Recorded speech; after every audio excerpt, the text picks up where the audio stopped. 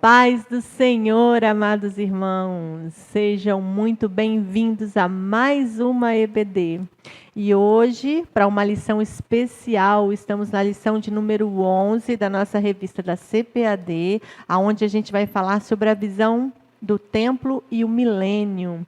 Sejam todos muito bem-vindos, vocês que estão aqui pela primeira vez, participando do nosso canal Marcas do Evangelho, estejam à vontade em nosso meio, vocês podem estar aqui se identificando no chat, onde os irmãos vão estar calorosamente recepcionando os irmãos, a gente pode se identificar, e vocês podem compartilhar já esse vídeo, curtir, dar um like, isso faz com que a gente consiga propagar ainda mais a nossa EBD, e sejam muito bem-vindos. Agora vamos chamar o quadro Família Firmada na Palavra. Mas antes disso, já se preparem, porque nós temos um convidado especial, no qual a gente vai estar aprendendo muito sobre a lição de hoje. Amém? Irmão, Pai do Senhor e cooperador Valdeir, essa aqui é minha filha Ana Sofia, que ali é minha esposa Rosângela, e o nosso textuário é: e clamavam um para os outros, dizendo: Santo, Santo, Santo é o Senhor dos Exércitos, toda a terra está cheia da sua glória. Isaías 6:3. A paz do Senhor, irmãos. Agora nós vamos ler a verdade prática. O ultraje à santidade divina traz destruição espiritual. A santidade de Deus e a expressão máxima de sua glória. A paz do Senhor. Nós vamos fazer a leitura bíblica em classe. Ezequiel 43, 1, 9. Então me levou à porta que olha para o caminho do Oriente. E eis que a glória do Deus de Israel vinha do caminho do Oriente, e a sua voz era como a voz de muitas águas, e a terra resplandeceu por causa da sua glória. E o aspecto da visão que vi era como o da visão que tinha visto quando vim destruir a cidade. E eram as visões como a que vi junto ao Quebar, e caí sobre o meu rosto. E a glória do Senhor entrou no templo pelo caminho da porta, cuja face está para o lado do oriente. E levantou-me o Espírito e me levou ao átrio interior. E eis que a glória do Senhor encheu o templo. E ouvi uma voz que me foi dirigida de dentro do templo, e um homem se pôs junto de mim. E me disse: Filho do homem, este é o lugar do meu trono, e o lugar das plantas dos meus pés, onde habitarei no meio dos filhos de Israel para sempre, e os da casa de Israel não contaminarão mais o meu nome santo, nem eles, nem os seus reis, com as suas prostituições e com os cadáveres dos seus reis nos seus altos, pondo o seu umbral ao pé do meu umbral e a sua ombreira junto à minha ombreira, e havendo uma parede entre mim e eles, e contaminar o meu santo nome com as suas abominações que faziam. Por isso eu os consumi na minha ira. Agora lancem eles para longe de mim a sua prostituição e os cadáveres de seus reis, e habitarei no meio deles para sempre. Amém? A paz do Senhor. Olá, irmãos. Paz do Senhor, sejam bem-vindos, né? Minha esposa que fez a introdução, minha linda esposa. Deus possa te abençoar. Vamos agora começar então mais uma lição. Antes eu queria orar com você e com sua família. Vamos orar então, minha esposa? Senhor, muito obrigado por essa manhã, pelo privilégio que temos de estar aqui, entrando na casa de cada um dos nossos irmãos e amigos, para aprender um pouco mais da sua palavra na melhor e na maior escola do mundo, a Escola Bíblica Dominical. Fale ao nosso coração, abra o nosso entendimento, prepara-nos para compreender verdades que possam nos estimular a amar mais o Senhor e a viver na expectativa iminente da volta do Senhor Jesus Cristo. Sim. Obrigado por tudo, no nome de Jesus Cristo, nosso Senhor, a quem nós muito amamos e servimos. Amém. Amém. Então, como já disse a minha linda esposa, a lição de hoje é sobre a visão do templo, e o que mesmo? E o milênio. E o milênio. Você já Muitas ouviu? pessoas têm dúvidas Isso. sobre este assunto, né? Isso. E muitos não sabem que lado devem seguir, né? A verdade sobre este texto. Mas será que a gente consegue responder todas as perguntas dos irmãos hoje? Com certeza, firmados na palavra. Oh! Então vamos lá. A aula de hoje trata das diversas visões, então, que Ezequiel teve sobre o templo, né?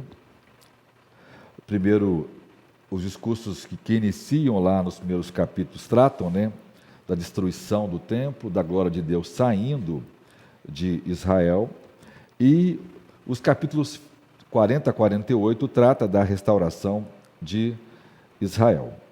Então, o primeiro ponto aí fala sobre o que vem depois da restauração. O ponto 1 diz que essa glória que sai de Israel, devido aos pecados que a gente estudou na lição 4, né, que o povo de Deus é advertido várias vezes. Eu comentei nas quarta-feira, lembra das pregações, Sim. das exposições de Reis, de Crônicas, Deus alertando o povo sobre o perigo deles não obedecerem a Deus, a lei de Deus, e que isso ia calhar, né, num juízo, acabaria em castigo divino. E este castigo veio. Este castigo fez com que a glória de Deus saísse. Por quê? Porque Israel é destruído como nação, né? Deus dá uma pausa, por assim dizer, nessa aliança de manter Israel na sua terra e como seu povo. Então, Israel é destruído e quase que dizimado. E como esse povo vai para o cativeiro, esse templo, então, já havia sido profanado por causa dos pecados do povo, e agora tudo que há no templo é levado para a Babilônia. Então, a glória de Deus já não tem mais razão de habitar ali, já que o povo não estava ali, e esse povo, mesmo quando Deus estava ali, esse povo não estava com Deus. Deus habitava no meio deles, mas esse povo não estava se importando com a presença de Deus. Então, o pecado acaba tomando o coração deles, então esse povo é destruído. E Ezequiel narra, então, nos primeiros capítulos, aquela visão que nós já vimos, sobre aquelas rodas grandes, né, dos querubins Sim. montados nela, e aí o texto fala que naquele carro estava a glória de Deus, e Deus ensaiando sair, até que ele sai pela porta oriental, e vai embora lá para o Monte das Oliveiras e fica longe do povo de Deus durante o tempo do cativeiro. Agora, Deus está mostrando para Ezequiel de que Deus estará de volta com seu povo. Pela mesma porta. Pela mesma porta. Pelo mesmo lugar que Deus sai, é o mesmo lugar que ele vai. É a porta oriental, ou a porta do leste, né? É a porta, né, que representa o retorno do Senhor Jesus Cristo. Então ele faz aqui 3 observações importantes.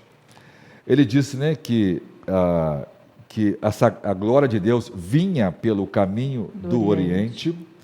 Quando Ezequiel recebeu a incumbência de dizer que Deus ia destruir aquele templo e aquela nação, do mesmo jeito ele vê a glória de Deus saindo por aquela porta.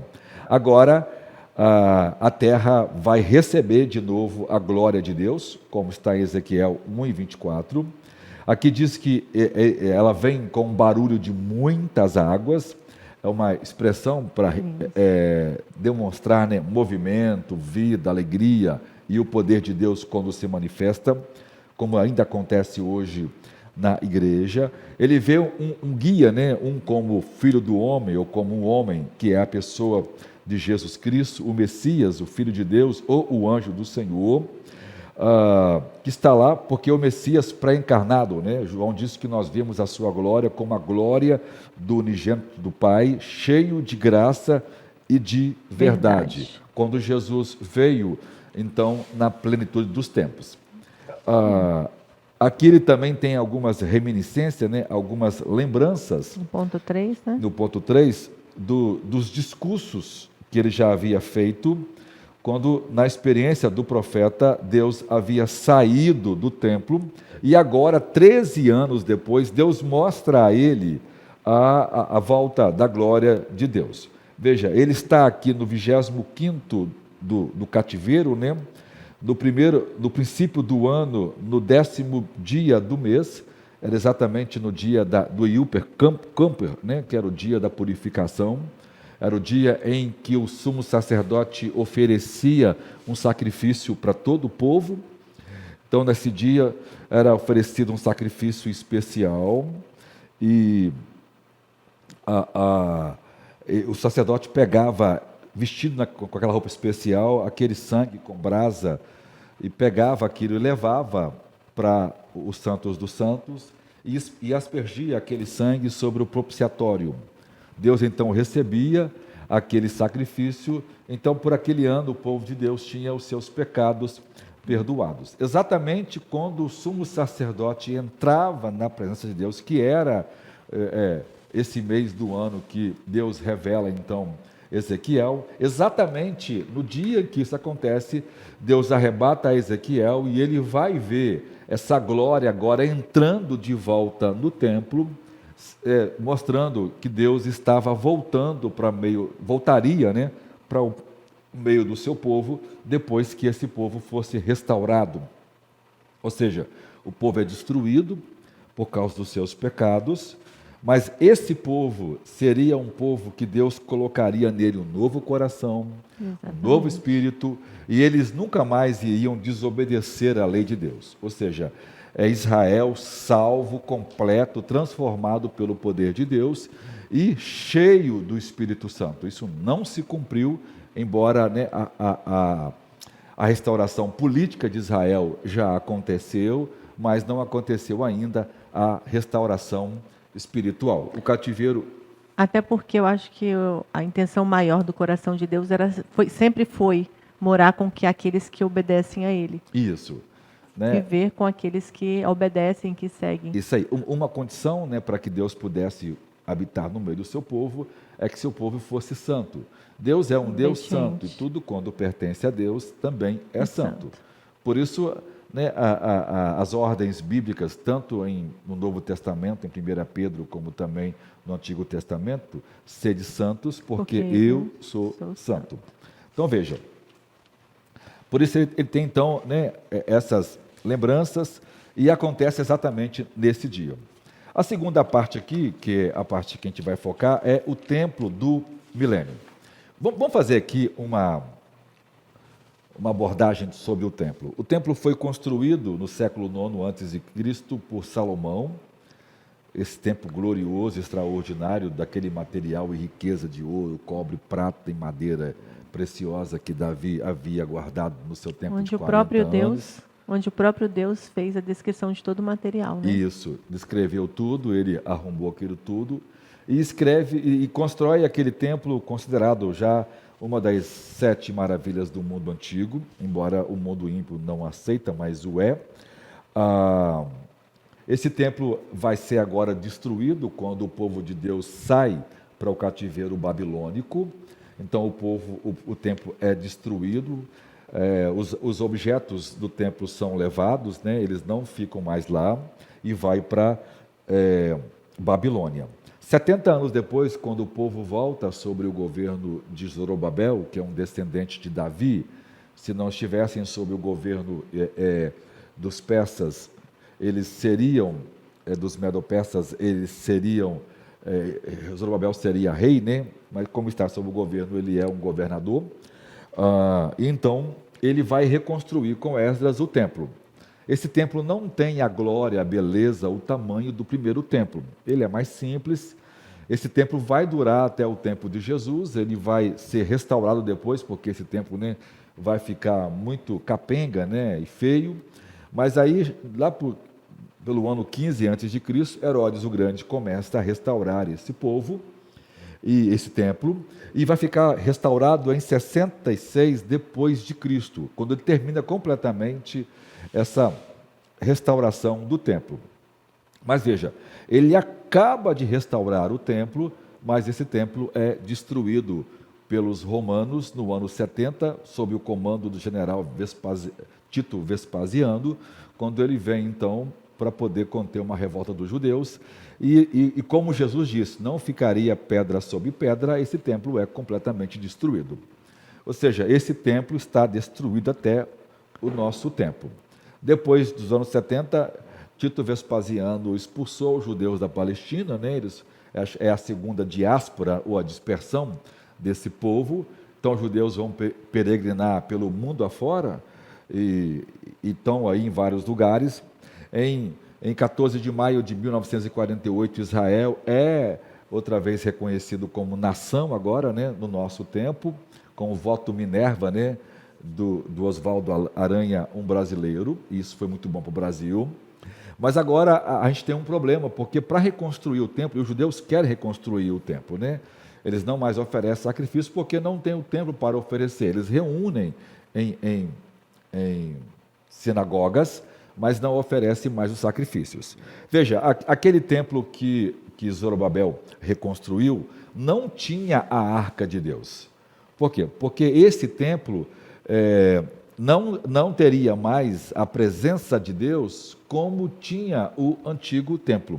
Sim. Por quê? Porque esse templo seria a palco da presença visível de Deus na pessoa de Jesus Cristo. Ageu 2 diz que a glória da segunda casa seria maior do que a primeira. É verdade que o segundo templo não tem a glória física que tem o primeiro templo. Mas o segundo templo teria a glória maior, primeiro por causa da manifestação de Jesus Cristo como a glória do unigênito do Pai que habitou naquele templo, no tempo que ele viveu aqui dos 3 anos. Então esse templo é destruído depois, 66 anos, 4 anos depois que ele está construído, ele é destruído. Mas esse templo não teve a glória do primeiro templo. Na verdade, a profecia de Ageu, ela tem dupla referência. Uma referência é imediata, ou seja, referência àquela versão de que Jesus estaria no templo, e uma remota, distante, que é a do milênio. Então nós temos um templo com Salomão, um templo com Zorobabel. O terceiro templo é o templo que será reconstruído na grande tribulação, que, por certo, será o mesmo templo do milênio. É este mesmo templo que especulam até hoje, que a gente vê ainda nos jornais, falando, estão preparando para construir o novo templo, é todo esse... Todo. O grande desejo, essa mídia. O grande né? desejo dos judeus é construir de novo o seu templo. Mas por que não constrói? Porque no lugar que o templo estava erigido, no Monte Moriá, hoje é a mesquita, a chamada Mesquita Azul, né? Essa mesquita está lá e é um problema destruí-la para poder construir o novo templo de Israel. E tudo isso é uma obra de Deus para que esse templo seja reconstruído no tempo certo. O anticristo vai resolver essa questão para poder construir esse templo e ele mesmo vai profanar esse templo. Paulo diz na sua carta de 2 Coríntios, aliás, 1 Coríntios, se não estou enganado aqui, de que o anticristo vai se assentar no templo como se fosse Deus. O livro de Apocalipse faz várias alusões a esse templo, e o templo de Ezequiel, então, não tem as dimensões que o templo de Jerusalém teve com Zorobabel e com o templo que Herodes depois vai embelezar. Por quê? Porque a descrição perfeita, clara dos tamanhos, né, e dos limites até então, que ainda não ocupou nem o primeiro nem o segundo templo, será o templo do milênio. Então, o templo do milênio será uma glória muito maior do que o templo do que o primeiro ou o segundo, ou o terceiro templo, se for o da grande tribulação, que pode ser o mesmo do milênio ou o milênio ser outro. Então, o terceiro e quarto é uma questão que pode se avaliar se é o terceiro ou é o quarto. Mas veja, essa visão cai no princípio ou numa crença que os cristãos sempre tiveram, que é chamado de milênio. Essa é uma expressão que aparece lá no livro de Apocalipse 20, sobre os 1000 anos, né, que é descrito pelo apóstolo João, um tempo de paz em que Satanás será preso para que ele não possa mais enganar as nações, jogado no poço, no Tártaro, no poço do abismo. Ele vai ser liberto no final do milênio para unir as nações contra Jerusalém e tentar destruí-lo naquilo que nós já estudamos da guerra de Gog e Magog. Então, enquanto eles estão destruindo Israel, Jesus desce agora, reage, né, nessa guerra, destrói completamente esse exército, estabelece aquilo que nós conhecemos como juízo branco ou juízo final, onde as pessoas todas são julgadas, os justos são recompensados e os ímpios lançados no inferno. Então, o novo céu e nova terra são recriados, onde os salvos vão viver para sempre com o Senhor. A nossa igreja pertence a uma vertente hermenêutica chamada de dispensacionalismo. O que é essa vertente hermenêutica? A expressão dispensacionalismo nada mais é do que uma propositura hermenêutica. É uma forma de interpretar os tempos ou dispensações em que Deus trabalhou com a humanidade. Começando com o tempo da inocência, Adão e Eva, né? Adão e Eva, depois o tempo do governo humano, Foi com Noé. Abraão, Noé, ali os patriarcas, depois no tempo da promessa, depois com o tempo da lei, depois do tempo da lei vem o tempo da graça, que é o nosso tempo, e agora, depois do tempo da graça, vem o milênio. Em cada dispensação, Deus se relacionou com essas pessoas de um jeito, a fim de produzir aquilo que nós, né, conhecemos como a crença, né, na vinda do Messias na plenitude dos tempos. Mas o milênio é o governo de Deus. Então é chamado de o reino milenar ou governo teocrático. Existem 3 linhas de interpretações hoje do milênio. Uma que é a nossa, que é chamado de pré-milenismo, que é a crença que Jesus volta, né, na sua segunda vinda, na sua segunda fase da segunda vinda. Ele vem em uma fase secreta e arrebata a igreja. 7 anos depois da grande tribulação, ele desce com a igreja e os anjos para poder pegar o anticristo, a besta e o falso profeta e lançarem no inferno e julgar as nações que estão lutando contra Israel. Ele então pega aquelas pessoas que se convertem e que se relacionaram bem com Israel, e elas entram no milênio. Então o milênio é um reino de paz, é um tempo completo de alegria, de comunhão, de tempo de justiça. Imagine um governo onde cada julgamento, cada negócio feito é tudo justo. Um governo que não tem corrupção, que não tem violência, que não tem imoralidade, um governo que não tem criminalidade, um governo onde a vida vai ser aumentada. A gente lê nas Escrituras, né, que as pessoas viviam 700 anos, 800 anos. Isso vai acontecer. Isaías diz que morrer aos 100 anos é morrer ainda jovem. Projeto original. Original. Esse era o projeto original. Vamos dizer, é a última relação com Deus, com a humanidade, mostrando para a humanidade como seria esse governo esperado de paz. E esse é o governo que Jesus disse para os apóstolos: vocês vão se assentar em 12 tribos e vão julgar Israel, que nós iríamos governar as nações. Então é uma referência ao milênio. O milênio é uma leitura, então, literal dos textos. Então, o pré-milenismo ensina que o milênio é uma vertente literal, é uma leitura do texto como eles estão escritos. Mas se a gente fizer uma leitura dos textos mais figurada, vai produzir outros tipos de entendimento. A outra é chamado de pós-milenismo. É uma ideia de que esse milênio não é de 1000 anos, né? Ele é atemporal, mas se refere ao crescimento da igreja. Então, a maior parte do mundo vai se converter e no final desse grande avivamento, por assim dizer, Jesus aparece e aí acontecem os eventos escatológicos. O outro, esse pós-milenismo não é muito mais famoso hoje, mas tem muitos ainda que defendem o pós-milenismo. O pós-milenismo foi muito famoso no tempo de Jonathan Edwards, de Wesley. Por quê? Porque naquele tempo as pessoas viam o mundo se convertendo, né? Então, eles criam que logo após anos seguintes, Jesus estaria voltando com o crescimento do cristianismo ganhando o mundo todo.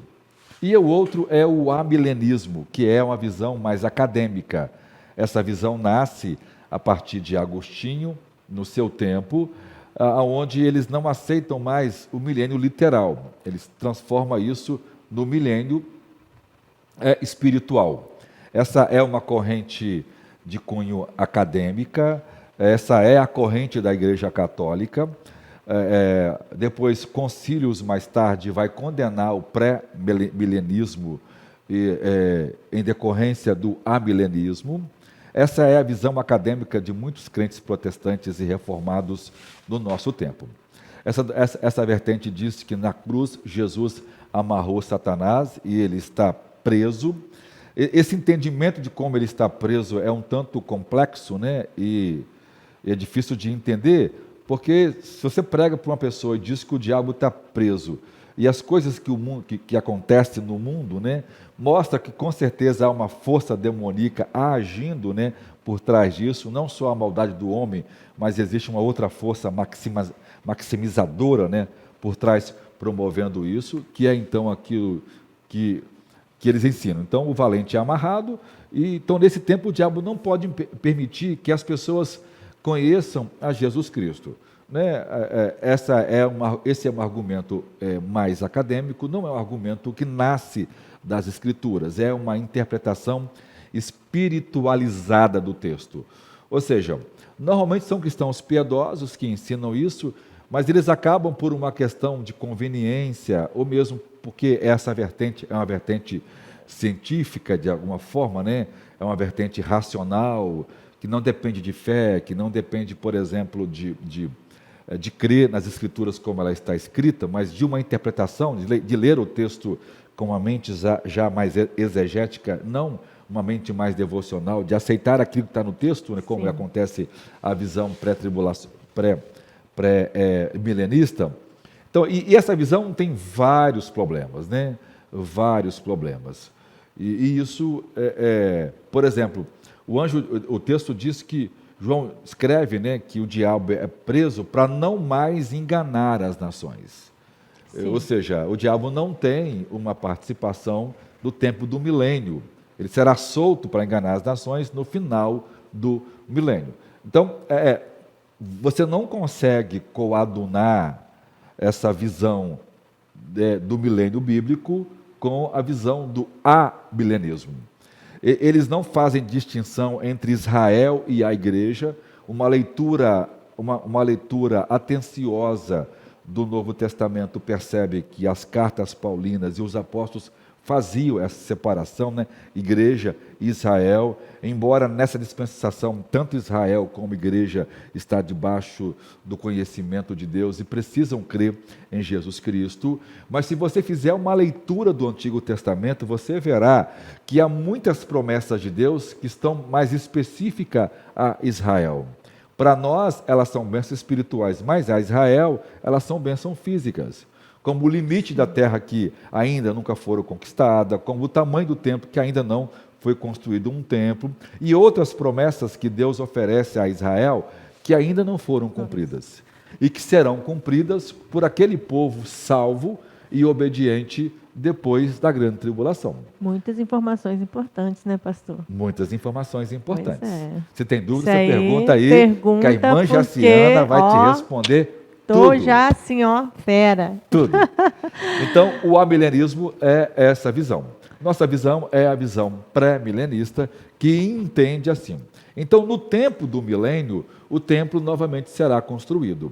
esse tempo do milênio é o tempo glorioso, o melhor de todos os templos, e ele não terá os utensílios que tem os outros templos. Não terá a mesa da preposição, não terá, não terá, né, a arca da aliança, né? Não terá o candelabro, não terá o altar né, que era oferecido lá, né, os aromas, o altar de incenso. Ou seja, por quê? Porque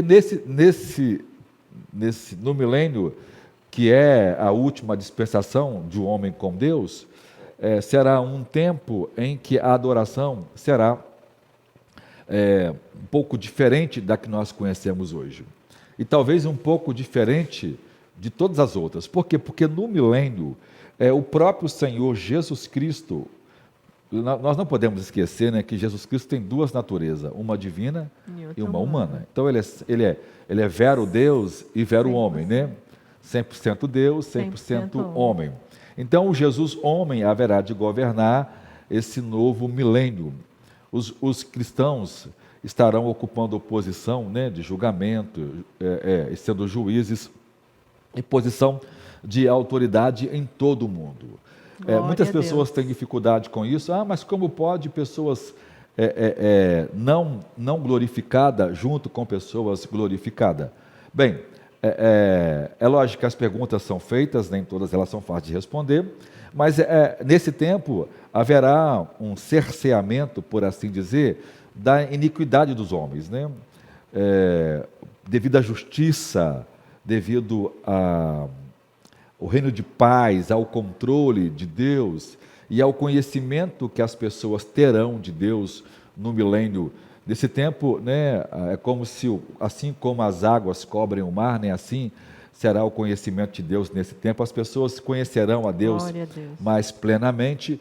Então, haverá uma redução muito grande daquele instinto da natureza pecaminosa do homem. Então, isso é fácil entendimento. Nesse tempo, os crentes justificados viver com os crentes ainda não transformados. Veja, depois da ressurreição, os crentes não pecam mais. O novo corpo não peca mais. Tanto é que aqueles habitantes que nascem, o milênio vai se multiplicar muita gente, vai nascer muita gente, né? Como a idade vai ser adiantada, você vê, em 1000 anos o mundo cresce muito, mas cresce substituindo a população. Morre pessoas e nasce. Exatamente. E nasce mais gente do que morre. Exato. Agora veja o crescimento vertiginoso que haverá no milênio, né? As pessoas nascendo e ninguém morrendo. Exatamente. Ou pouquíssimos morrendo, né? Assim dizer. Então, haverá duas classes de pessoas no milênio: os crentes ressuscitados e os crentes ainda que estão ali no milênio, naquele tempo de paz, governado por Jesus Cristo. Num tempo completo de paz e um tempo muito extraordinário. Amém. Ou seja, nesse tempo, então, a glória de Deus volta com a sua santidade e Deus, então, estará trabalhando com Israel. Israel, então, será o cabeça de nação, as nações inteiras estarão indo a Jerusalém para adorar a Deus, e de lá, de Sião, sairá a lei, e de lá Deus vai governar todo o mundo com os crentes com posições de autoridade, salvos, ressuscitados. Essa vertente alimentou os cristãos primitivos de um jeito que a gente talvez nem entenda, né? Os primeiros crentes, principalmente aqueles da era apostólica, dos primeiros 4 séculos, foi alimentado com essa esperança da ressurreição. O autor aos Hebreus diz que as pessoas queriam ser martirizadas porque elas queriam experimentar uma melhor ou uma superior ressurreição. Ou seja, a esperança dos mártires era a ressurreição já agora desse mundo, para poder governar no tempo do milênio, que é o tempo em que Cristo vai estar governando o mundo com a igreja, os cristãos ocupando posições de autoridade. Essa é uma crença muito antiga, ensinada pelos pais apostólicos e também pelas Escrituras. Então, os cristãos que são dispensacionalistas acabam lendo as Escrituras com mais acertação, porque eles estão lendo o texto do jeito que ele está escrito. Então, as chaves hermenêuticas do dispensacionalismo acaba sendo mais literais, mais bíblica, e foi a esperança dos primeiros cristãos piedosos, dos pais e apóstolos da igreja. Já o pós-milenismo é uma questão mais histórica e o amilenismo é uma vertente intelectual. Ela nasce do racionalismo, né? Humano, e isso produziu uma vertente acadêmica. É fácil entendida porque ela vai alegorizar. Você vê, né? O amilenismo quebra todos os princípios de interpretação que diz que um texto tem que ser interpretado de forma literal, a não ser que o texto já seja uma alegoria. Você não vai ler uma parábola de forma literal, ela é uma alegoria. Mas os outros textos que não são alegoria, você interpreta de forma literal. Desde quando Orígenes começou a interpretar, esse método nasce da filosofia grega, nasce, né? Na verdade, essa vertente amilenista é mais manifestação de filosofia de Sócrates, né? A filosofia grega.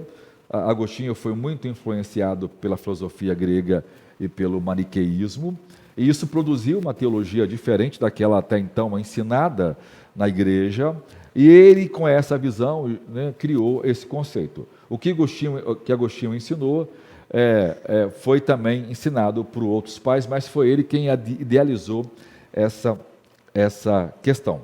E eu queria pedir à minha esposa para ler para a gente o testemunho de alguns pais. Deixa eu explicar para vocês. Sim. Os primeiros pais apostólicos, ou chamados pais antinicenos, Niceno por causa do Concílio de Nicéia, em 325, os primeiros pais foram chamados pais apostólicos. Eles foram discípulos diretos ou indiretos dos apóstolos. Por exemplo, Papias, Irineu, Policarpo tiveram contatos diretos com os apóstolos. Já Policarpo teve contato indireto, porque ele teve contato com Irineu, com Papias, que conviveram com os apóstolos. Então, por exemplo, se você quer saber o que eu penso depois da minha morte, você vai conviver com aquelas pessoas que são meus discípulos, aquelas pessoas que pregam o que eu prego, que estão próximos de mim e que eu treinei essas pessoas. Então, essas pessoas foram forjadas pela minha teologia. E é óbvio que aquilo que elas vão ensinar vai ter muito daquilo que eu ensino. Por isso que é muito bom a gente ouvir. Por que a gente não vê nenhum pai apostólico ensinar diferente? Então, a crença dos pais pré-concílio de Nicéia, ou os pais apostólicos, eles são todos milenistas, são todos pré-milenistas. Eles creem que Jesus Cristo volta na sua segunda vinda antes do milênio, estabelece o milênio, e crentes crentes transformados, ressuscitados, e aqueles, né, que saem da grande tribulação, que vão viver o milênio. Ok? Então, ela vai ler esses pais, e eu vou explicando para os irmãos ao longo da leitura dela. Começa aí, meu amor. Justino Marte. Mas eu e todos os cristãos ortodoxos, em todas as coisas, sabemos que haverá uma ressurreição da carne, e 1000 anos na cidade de Jerusalém, construída, adornada e ampliada, de acordo com Ezequiel, Isaías e outros profetas prometeram. E ainda, um certo homem, entre nós, pelo nome de João, predisse por revelação que foi feita a ele, que aqueles que creem em nosso Cristo passariam 1000 anos em Jerusalém, e depois disso, o general de nós, a ressurreição eterna e o julgamento de todos os homens aconteceriam da mesma forma. Justino Marte está dizendo para a gente que ele está ensinando a visão pré-milenista de um milênio de 1000 anos em Jerusalém, que será construída, adornada e ampliada, como os profetas. Ezequiel, que nós estamos estudando, esse capítulo, está se referindo a esse capítulo, Isaías e outros declarados. Justino Marte é um dos principais teólogos da igreja, grande advogado, filósofo, alguém de uma reputação ilibada e um Conhecedor perito, da Escritura. ou seja, o grande teólogo da época falando sobre isso. O outro qual é, irmã? Irineu. Irineu. Irineu escreveu o seguinte sobre as bênçãos do futuro reino de Deus preditas nas Escrituras. A bênção predita, portanto, pertence inquestionavelmente aos tempos do reino, quanto os justos devem governar quando ressuscitarem dentre os mortos, quando também a criação tem sido renovada e libertada, frutificará com abundância de todo tipo de alimento, do orvalho do céu e da fertilidade da terra, como os anciãos que viram João, o discípulo do Senhor, relataram que ouviram dele, como o Senhor costumava ensinar a respeito destes tempos. Olha só, Irineu, discípulo do apóstolo João. Irineu vive de 30 a 130. Veja, ele está dizendo que o apóstolo em João ensinava sobre o milênio, um tempo em que nós habitaríamos aqui na terra e que viveríamos no lugar, numa terra renovada, com todo tipo de alimento, de orvalho do céu, uma terra fértil. E ele está dizendo que os anciãos ouviram da boca do próprio João dizer que Jesus constantemente ensinava essa mesma coisa. Olha só, nós estamos ouvindo, irmãos, um testemunho importantíssimo. Quem está falando é uma pessoa honesta, piedosa, e jamais inventaria um negócio desse. Embora as palavras de Irineu não sejam fonte de autoridade absoluta, mas é um testemunho que explica e crê do mesmo jeito que os pentecostais creem hoje no dispensacionalismo. Veja, aqueles que foram originários da mensagem mais próximo dela continuam preservando pelo Espírito a mesma teologia. Agora vamos ver um cara que é mais distante, que não cria, mas mesmo não crendo, olha o que ele fala, Jerônimo. Jerônimo se opôs a um reino terreno literal e disse: os santos e sábios, de maneira alguma, têm um reino terrestre, mas apenas celestial. Assim deve cessar a fábula de 1000 anos. Mesmo assim, Jerônimo admitiu que a visão pré-milenista era mantida por muitos. Ele deixa a evidência de que essa doutrina era aceita por muitos crentes piedosos por seu tempo, embora ele mesmo se opunha ferrenhamente em seu ensino. E então ele diz: não ouso condenar a doutrina, no caso milenar, porque muitas pessoas eclesiásticas, no caso líderes e mártires, afirmam crer nela. Veja, no tempo dele, no 4º século, grande parte da igreja era milenista. Embora Agostinho ensinou o amilenismo, ele morreu, esse amilenismo ainda não foi aceito pela maioria, a maioria continuou crendo no pré-milenismo, mas a proporção que a igreja foi corrompendo a doutrina, o pré-milenismo foi apagado. Nós temos até o século VI e VII ainda cristão ensinando o pré-milenismo. Por isso, em um concílio lá no século VI, vai condenar o pré-milenismo como heresia, porque muitos cristãos ainda criam naquele tempo. E ele vai dizer, Jerônimo, que é o grande pai da igreja, o tradutor da Vulgata Latina, ele vai dizer que ele não ousa condenar as pessoas, porque grandes líderes e mártires morreram nessa esperança. Veja, os mártires morriam na esperança de ressurgir dos mortos para poder reinar nessa terra. O outro, lá embaixo, é Lactâncio. Lactâncio escreveu: no final dos 6.000 anos, todo o mal seja abolido da terra, e que a justiça reine por 1000 anos, e haja tranquilidade e descanso dos trabalhos que o mundo está suportando por tanto tempo. Quando ele, o Senhor, tiver destruído a injustiça e feito grande julgamento, restaurado a vida daqueles que eram justos desde o princípio, ele permanecerá entre os homens por 1000 anos e os governará com um justo domínio. Veja, ele está dizendo que os mortos ressuscitados junto com os crentes convertidos vão viver Jesus viverá com eles durante 1000 anos e Jesus os governará. Exatamente. Os judeus esperavam o Messias que fosse rei. Sim. Veja, a pergunta que os discípulos fazem em Atos 1 e 8. Senhor, restaurará tu nesse tempo o reino a Israel? Jesus disse que não cabia a ele questionar o tempo que o Pai escolheu para isso. Exatamente. Por quê? Porque esse tempo é um milênio.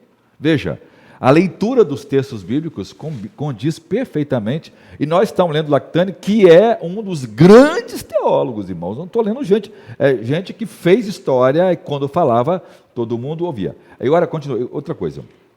Ele continua a dizer: então, aqueles que viverem em corpos não morrerão, mas gerarão uma multidão infinita durante esses mesmos 1000 anos. Aqueles que serão ressuscitados dentre os mortos estarão encarregados dos vivos como juízes. Nossa. Olha que coisa linda. Ele está dizendo que os crentes Coisa em Jesus linda. vão ser os governantes, os juízes. Imagina, irmãos, os crentes é que vão ditar as normas. Coisa linda, né? Os ressuscitados, nesse mundo governado pelo próprio Senhor Jesus Cristo. Hoje a Isso é- igreja perseguida, amanhã será juiz. Juíza. Aí continua, ao mesmo tempo, olha. Ao mesmo tempo, também o príncipe dos demônios, que é criador de todos os mares, serão encontrados em cadeias, e ele ficará preso por 1000 anos. Ou seja, ele está ensinando o que está escrito em Apocalipse seguinte. Ctrl+C, Ctrl+V, irmãos. Veja como é lindo. Agora veja Papias, esse cara aqui é importante. Papias, discípulo de apóstolo João e de Policarpo. Diga-me. Papias registrou outros relatos, como tendo chegado a ele uma tradição não escrita. Certas parábolas do Senhor e ensinamentos dele e algumas outras declarações de caráter mais místico. Entre outras coisas, ele diz que haverá um período de 1000 anos após a ressurreição dos mortos, quando o reino de Cristo será estabelecido em forma material na terra. Bem, Papias ensinou isso. Eusébio é que está falando isso aqui agora, historiador, que ele estava dizendo que chegou o material para ele em mãos de Papias, explicando que Jesus havia ensinado a João, e João estava ensinando, de que haveria um período de 1000 anos após a ressurreição dos mortos, quando o Cristo será estabelecido em forma material. Olha que coisa, irmãos. É tudo Coisa que os linda. crentes pregam. Oh, Exatamente. coisa bonita, né? Agora quer ver? Tertuliano, maior teólogo da igreja, na minha concepção e de muitos outros, né? Agostinho superou ele. Eu gosto dele, vê o que ele fala. Tertuliano. Em uma obra, ele escreveu antes da sua associação com o montanismo, Tertuliano afirmou: mas confessamos que um reino nos é prometido na terra, embora antes do céu, apenas em outro estado de existência, na medida em que será apenas após a ressurreição por 1000 anos. Então ele escreveu: depois de seus 1000 anos terminarem, seguirá a destruição do mundo e a conflagração de todas as coisas do julgamento. Ou seja, ele está dizendo que tudo que os outros disseram, que a igreja ressuscitada irá reinar com Cristo durante 1000 anos. Jesus será o rei dessa terra, esse reino parte de Jerusalém, e a igreja com ele governará esse mundo. Essa era a esperança dos mártires. Foi essa crença, irmãos, que produziu o martírio dos crentes, ok? Os crentes morreram nessa esperança. Sim. E Paulo descreve isso perfeitamente, falando da esperança da cidade, né, não construída pela mão dos homens, falando que eles procuravam um reino, e esse reino é o reino milenar. Agora, veja que coisa linda. Tudo que eles creem é do mesmo jeito que nós cremos. Aqui diz que Tertuliano se envolveu com os montanistas. Os montanistas literalmente os pentecostais hoje. Eram cristãos pentecostais. Tudo que acontece hoje no nosso meio, acontecia no meio deles. E, como o dom de profecia era muito evidente no meio deles, Deus usava Montano e outros profetas e mulheres, dizendo que o reino milenar seria estabelecido no mundo. Os cristãos primitivos tinham uma ligação interessante com a semana da criação. Eles pegavam os 7 dias, diziam o seguinte: cada dia equivale a 1000 anos. Então nós temos 6.000 anos de história. 6.000 anos. Então, cada dia é 1000 anos. No sétimo ano, né, que é o sétimo dia, que é o sétimo mil, né, 7.000 anos. 1000 anos, seria o milênio, que é o ano sabático do Senhor, o ano de descanso, o ano de paz, o ano de tranquilidade. Né? Eles usavam essa expressão de forma alegórica para explicar para a gente como seria a visão do milênio. Olha que coisa linda! Olha, né, se a gente considerar a leitura e considerando a genealogia, né, como fez o arcebispo Urser lá, nós estamos partindo agora para os 7.000 anos. Quem sabe, se essa teoria estiver certa, olha, coisa linda, se for isso mesmo, como seria. Interessante que eles escreveram isso aqui como se estivesse muito próximo, e hoje a gente tem a percepção que parece que está mais próximo Mais ainda. próximo Na verdade, ainda. parece até que já estamos vivendo. Em todas as eras da igreja, o povo sempre viveu na expectativa da iminente volta de Jesus. Sim. Nunca ninguém esperou grande tribulação. Essas heresias que acontecem hoje aí, da academia teológica, é uma invenção do coração caído dos homens. Então vamos, irmão, agora às perguntas. Vamos, temos aí alguns irmãos aí com Faz aí algumas para mim as dúvidas. perguntas aí para mim. Quem vai falar agora? Vamos lá, Quem vai a falar? pergunta do Diácono Elias. Fala aí, irmão Elias, por favor. A paz do Senhor, pastor. O milênio é um tempo de um período espiritual ou literal? Qual é a pergunta dele mesmo, irmão Jaciano? O milênio é um período de 1000 anos espiritual ou literal? É literal, irmão Elias, é literal. Todos os pais principais da igreja dos primeiros séculos creram nisso. E João descreve 6 vezes o livro de Apocalipse, capítulo 20, repete a expressão e nos 1000 anos. É repetição demais para ser figurado. Ou seja, a leitura amilenista aí não é uma honestidade exegética, é uma leitura acadêmica e de cunho mais incrédulo e preconceituoso. Mas, como nós cremos, né, na graça maravilhosa de Deus, nos dons espirituais, nas manifestações dos grandes milagres, crer no milênio para a gente, assim como era para os primeiros mártires, uma esperança graciosa. Então, era literal. Os crentes... Toda a nossa aula de hoje provou isso. Isso. Né? Então, os crentes vão ressuscitar no tempo do milênio, onde o templo será reconstruído, ligado à nação de Israel. Enquanto os apóstolos vão julgar a nação de Israel, nós estaremos comandando as nações como juízes. Oh, coisa boa. Agora é a igreja que vai ditar as normas. É a igreja. É o governo. Quantos governos tentaram, né? Como o governo puritano tentou purificar a Inglaterra, como o Novo Mundo, né? Como a Nova Inglaterra, nos Estados Unidos, tentaram criar, né, uma imitação dessa nova terra. Calvino em Genebra tentou criar um governo nesse sentido. Ninguém nunca conseguiu, mas lá com crentes ressuscitados. Glória a Deus. Vamos lá, segunda pergunta, irmão Jaciana. Segunda pergunta vai Quem vai ser? Do Diácono Valdeir. Irmão Valdeir, a primeira pergunta eu acho, hein? Manda ver aí, irmão. Porque alguns cristãos não acreditam no milênio literal. Qual é a mesma pergunta dele? A pergunta dele é: por que alguns cristãos não acreditam no milênio literal? Por causa da visão acadêmica, por causa da dificuldade de crer, né, nessas experiências extraordinárias. É mais uma questão de dificuldade teológica ou uma leitura mais espiritualizada do texto e não uma leitura literal do texto. Então, por isso espiritualizam, porque eles não leem o texto do jeito que está escrito, interpretam com uma lente teológica. Exatamente. O terceiro, quem vai perguntar o terceiro? A terceira pergunta vai aí o Diácono Adriano. Adriano. Diga para nós, Fala irmão aí. Adriano. Pai do Senhor, irmãos, pastor, haverá um templo real no tempo do milênio e haverá sacrifício de animais? A paz do Senhor. Qual é a mesma pergunta dele? A pergunta dele é: haverá um templo real no tempo do milênio e nele haverá sacrifício de animais? Haverá um templo real e nele haverá sacrifício de animais. Não mais animais para tirar pecados, mas como memorial, como é a Santa Ceia. Ou seja, o livro de Ezequiel diz que haverá. A gente precisa ter o cuidado de não falar aqui, de ter dificuldade de aceitar aquilo que fala as Escrituras. Sim. Diz as Escrituras que haverá, e haverá. Então, se ela diz, haverá. Vai haver. Se ela diz que não haverá os outros. Ela diz que não haverá arca, ela diz que não haverá arca, ela diz que não haverá a mesa de proposição, ela diz isso, mas ela diz que haverá sacrifício. E é lógico que esse sacrifício não será na intenção como era feito no Antigo Testamento. Agora, é uma outra forma de adorar a Deus, de reconhecimento, de saber que o preço pago pelo pecado foi esse sacrifício, Sim. já que o milênio tem muita conotação judaica. Beleza? É isso aí. Qual é a quarta pergunta? Quem faz a quarta pergunta? Então, a quarta pergunta é do evangelista Fábio. Diz aí, evangelista.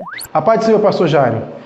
Se a obra de Jesus Cristo na cruz do Calvário já foi realizada, completa, por que no milênio haverá necessidade de sacrifícios de animais? Qual a pergunta dele mesmo? Olha, a pergunta do evangelista é realmente uma pergunta daquelas. Se a obra de Jesus já foi realizada na cruz, por que ainda haverá necessidade de sacrifícios de animais no milênio? É isso aí, é para relembrar quanto custou o preço do pecado. Serão sacrifícios de louvores, né? Sacrifício de gratidão.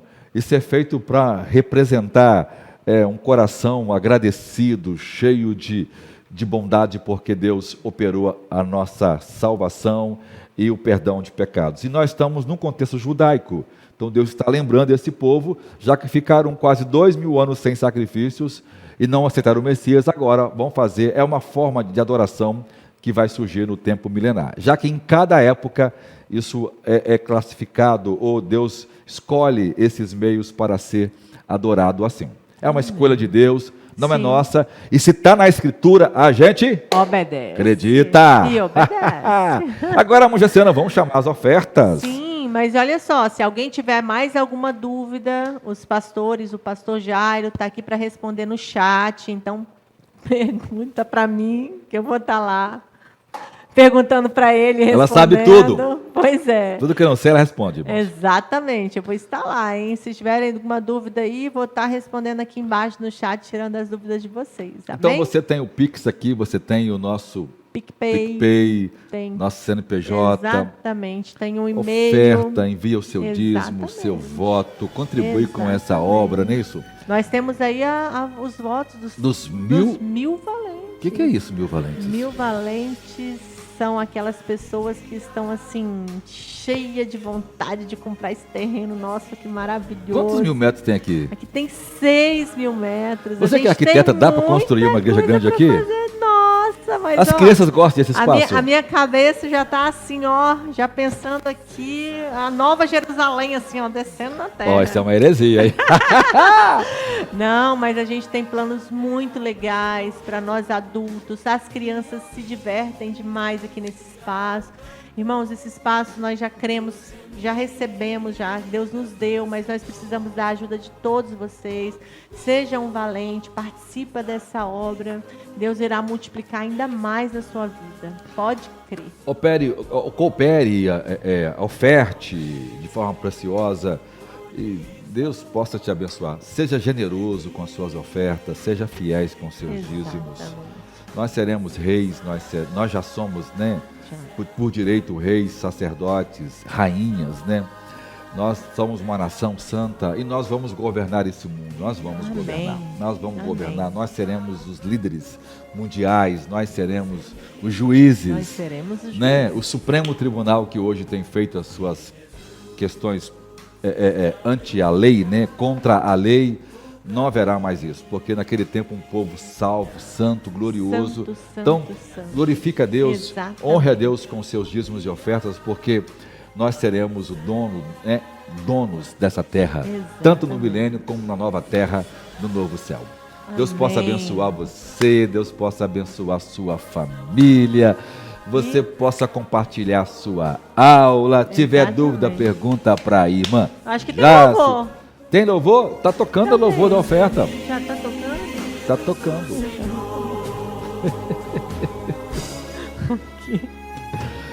Ô, Jesus. Agora a irmã Jaciana vai orar comigo. Amém. Eu vou falar e ela repete. Isso aí, ó. Igualzinho as crianças. Posição Posição para a oração. Papai do céu, Papai do céu, muito obrigado por essa aula. muito obrigada por essa aula. Obrigado pelos irmãozinhos que nos acompanharam. Obrigada pelos irmãozinhos que nos acompanharam. Pelas irmãzinhas. Pelas irmãzinhas. Obrigado por cada um dos amados. Obrigada, Senhor, por cada um dos amados. Abra o nosso coração. Abra o nosso coração. Coloca a esperança nele. Coloca esperança nele. Para que nós possamos viver uma vida plena. Para que possamos viver uma vida plena. Na esperança da ressurreição dos mortos. Na esperança da ressurreição dos mortos. Da vida eterna. Da vida eterna. Do grande reino milenar. Do grande reino milenar. Do qual nós participaremos. Do qual nós participaremos. Todos os santos. Todos os santos. Ressuscitados. Ressuscitados. Galardoados. Galardoados. Reinarão. Reinarão. Com Cristo. Com Cristo. Durante 1000 anos. Durante 1000 anos. No tempo de paz. Num tempo de paz. De prosperidade. De prosperidade. E de glória nunca vistas. De glória nunca vista. Obrigado por cada irmão. Obrigada por cada irmão. Por cada oferta. Por cada oferta. Por cada pergunta. Por cada pergunta. No nome de Jesus. No nome de Jesus. Amém. Amém. Então dá tchau para eles. Tchau. Deus abençoe vocês. Até domingo, hein? Até de noite.